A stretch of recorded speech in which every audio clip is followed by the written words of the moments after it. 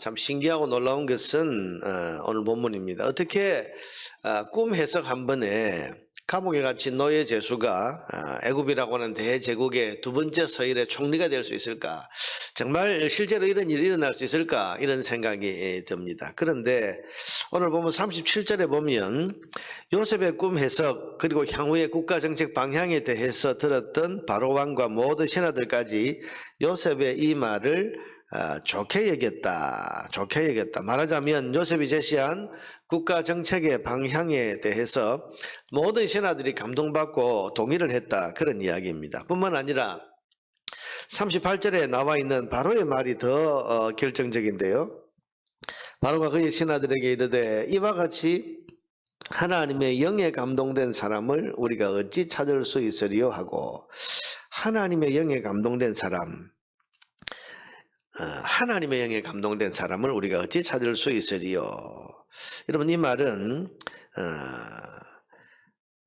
요셉의 말을 듣고 바로가 이 사람은 보통 사람이 아니라 하나님의 영으로 충만한 사람이라고 그렇게 여겼다는 이야기입니다. 이것이 아마 요셉을 총리로 일약발탁하게 된 그런 결정적인 이유, 또 직접적인 이유가 되었을 것 같습니다. 왜냐하면 여러분, 이 당시 애굽은 여러 종류의 신들을 섬기는 다신교, 특별히 종교성이 아주 강한 그런 나라였습니다. 바로는 태양신의 아들로 여겨졌고 하늘의 태양에서부터 땅에 기는 곤충에 이르기까지 거의 모든 것을 신으로 섬기고 있던 나라가 이 애굽인데, 말하자면 정치와 종교를 분리할 수 없는 신정국가 형태를 띠고 있었습니다. 여러분, 이런 나라에서 가장 중요한 엘리트가 누구겠습니까? 바로 신과 통하는 사람, 신의 계시를 받고 신과 교통할 수 있는 사람이 이 애굽에 있어서 가장 중요한 엘리트인 겁니다. 여러분, 그런 점에서 38절을 다시 한번 보세요. 바로가 그의 신하들에게 이르되 이와 같이 하나님의 영에 감동된 사람을 우리가 어찌 찾을 수 있으리요. 하나님의 영에 감동된 사람. 여러분, 이게 지금 바로가 이 요셉을 지금 대해서 요셉의 이야기를 듣고 또 요셉을 대하고 보니까 이 사람은 보통 사람이 아니라 신과 교통할 수 있는 사람. 여러분, 이 당시에 이 애굽에서 나라를 경영할 가장 중요한 엘리트로서 신과 교통할 수 있는 사람을 찾고 있었는데, 그들 눈앞에 요셉이 바로 그런 사람이라는 것을 바로와 모든 신하들이 알아보고 동의하고 받아들인 것입니다. 그래서 죄수 노예에서 일약 애굽의 총리가 되는, 그야말로 오늘 우리 시각으로 보면 도저히 있을 수 없는 것 같은 깜짝 놀랄 일이 일어날 수 있게 된 것입니다. 요즘 우리 시대는 정치와 종교가 완전히 분리되어 있고, 지금도 무슨 대통령 선거에 대한 후보들 이야기를 할 때 무슨 점술, 역술, 무당 이런 이야기가 있으면 표가 오히려 깎이지 않습니까? 그것처럼 오늘 우리 시대는 공부를 많이 하고 또 어떤 시험을 쳐서 이제 나라의 관료가 되는 이런 체제 속에 우리가 살고 있지만, 여러분, 수천 년 전 이 애굽의 시대는요, 애굽 사회는 그야말로 신과 교통하는 사람, 영적인 사람, 이런 사람이 그야말로 국가를 경영할 엘리트로서 그렇게 받아들여졌던 겁니다.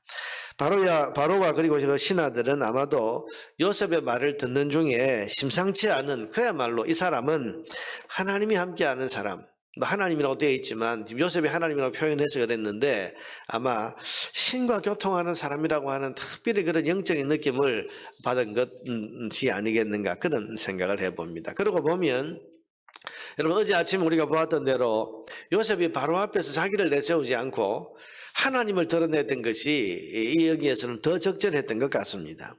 여러분, 자기를 어떻게 드러냈습니까? 바로가 요셉을 보고 네가 꿈을 풀이하는 사람이구나 그랬을 때, 꿈 풀이하는 것은 내가 아니라 하나님이십니다. 하나님을 드러냈고, 그리고 꿈 해석에 대한 이야기들 쭉 하고 있는 중에 다시 한 번 더 요셉이 강조하죠.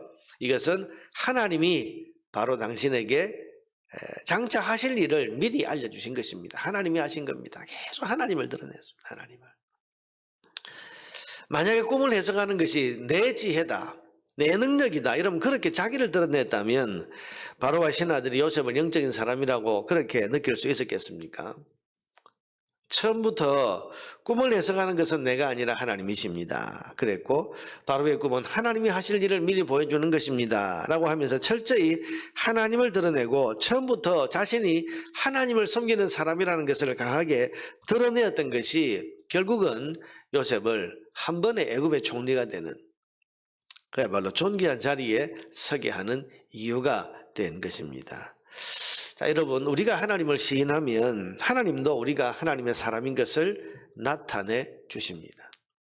우리가 하나님의 백성인 것을 감추고 자랑스러워하지 아니하고 부끄러워하고 하나님의 이름을 부끄러워하면 하나님께서도 우리가 하나님께 속한 사람이라는 것을 증거해 주시지 않을 수도 있습니다.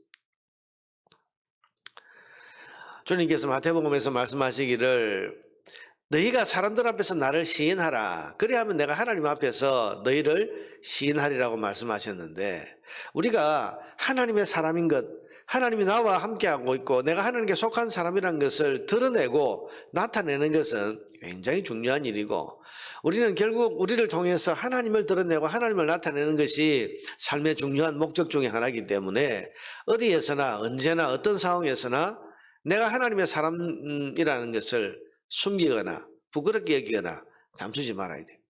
드러낼 수 있어야 됩니다. 사실은 여러분, 요셉이 굉장한 용기가 필요한 것일 수도 있지 않습니까? 애굽이 아무리 종교적인 나라지만은 자기들이 모르는 신을 섬기고 있다고 할 때 그 요셉에게 어떤 일이 들이닥칠지 알지 못하는 상황에서 거기에서도 요셉은 전혀 흔들림 없이 그 바로왕 앞에서 나는 하나님의 사람이다. 하나님이 이 모든 일을 하셨고 하나님께서 나를 통해서 이 모든 일을 진행하시고 또 꿈을 풀이하시고 이 나라에 될 일들을 말씀해 주신다 하고 적극적으로 하나님을 드러내는, 감추지 않았습니다. 요셉처럼 하나님의 이름을 드러내고 여러분, 내가 하나님의 자녀인 것을 자랑스럽게 여기며 그렇게 살아야 됩니다. 그럴 때 여러분이 하나님의 자녀이고 하나님이 함께 하시는 사람이라는 증거를 하나님께서도 분명히 나타내 보여주실 것입니다. 둘째로 오늘 본문에서 볼 수 있는 것은 요셉은 자신이 하나님께 속한 사람이라는 것을 높은 지위에 오른 이후에도 여전히 시인하고 살았다는 것을 볼 수 있어요. 여러분, 환경이 지금 좋아졌습니다. 애굽의 총리가 되었습니다. 이제는 누가 뭐라고 할 수 있는 그런 사람이 없이 당당한 권세를 가진 권세자가 되었습니다. 그런데도 불구하고 여전히 하나님 섬기는 신앙과 또 하나님께 속한 사람이라는 것을 감추지 않고 여전히 자랑스럽게 그것을 드러내고 있습니다. 그것을 어디서 볼 수 있습니까? 51절 52절에 보니까 그의 아들들의 이름을 보면 51절에 요셉이 그의 장남의 이름을 므낫세라 하였으니, 이 므낫세라는 이름은 애굽의 이름이 아니에요. 애굽의 이름이 아니고 이 소위 히브리식 이름. 그러니까 자기 아들의 이름을 여전히 예를 들면 우리가 미국 가서 사는데 아이들의 이름을 제임스다 존이다 이렇게 짓지 않고 철수다 영이다 이렇게 짓는 것처럼 이 애굽에 살면서도 여전히 내가 하나님께 속한 사람이다 하는 것을 잊지 않고 있다는 것이 그 이름에 드러납니다. 그리고 이름 속에 신앙 고백이 담겼죠. 뭐라고 그럽니까? 장남의 이름을 므낫세라 하였으니 하나님이 내게 내 모든 고난과 내 아버지의 온 집 일을 잊어버리게 하셨다 하며, 내 모든 고난 또 내 아버지 집에 있었던 온 일들, 이게 뭡니까? 다 상처지요. 상처, 고난입니다. 근데 하나님께서 이거 다 잊어버리게 해주셨다. 그동안의 고난과 아픔과 상처들을 하나님께서 다 잊어버리게 해주셨다. 고백을 담고 있는 거죠. 결혼을 하고 아들을 낳고 애굽의 총리가 되면서 과거에 내가 입었던 그 상처에 대해서 하나님이 다 잊어버리게 해주셨다. 하나님 앞에 지극히 긍정적인 신앙을 가지고 있는 것을 볼 수 있습니다. 둘째를 놓고 52절에 차남의 이름을 에브라임이라 하였으니, 역시 에브라임도 역시 히브리식 이름입니다. 하나님이 나를 내가 수고한 땅에서 번성하게 하셨다. 에브라임이란 말은 번성하게 한다 그런 뜻인데, 여기도 하나님이, 자 여러분 51절에도 하나님이 이렇게 하셨다, 52절에도 하나님이 이렇게 하셨다. 요즘은 출세 이후에도 여전히 자기의 신앙을 지키고 있습니다. 자신이 하나님께 속한 하나님의 사람이라는 것을 잊지 않을 뿐만 아니라 드러내고 있습니다. 사랑하는 여러분, 변하지 않는 신앙이 중요합니다. 가난할 때 붙들었던 하나님을 부유해졌다고 해서 놓아버리고, 고난 속에 있을 때 의지했던 하나님을 평안해졌다고 해서 잊어버리고, 여러분 이렇게 되는 것이 많은 사람들에게서 일어나는 신앙의 이 변동인데, 여러분 신앙이 이렇게 흔들리면 안 되죠. 가난할 때나 또 고난 속에 있을 때나 혹은 부유하거나 평안한 가운데 있을 때 그 믿음이 변하지 않는 것이 진정한 신앙 아니겠습니까? 귀한 신앙입니다. 기쁠 때나 슬플 때나 가난하거나 부하거나 고난을 당하거나 평안하거나 늘 변하지 않는 그런 믿음을 가진 하나님의 사람들이 될 수 있기를 바랍니다.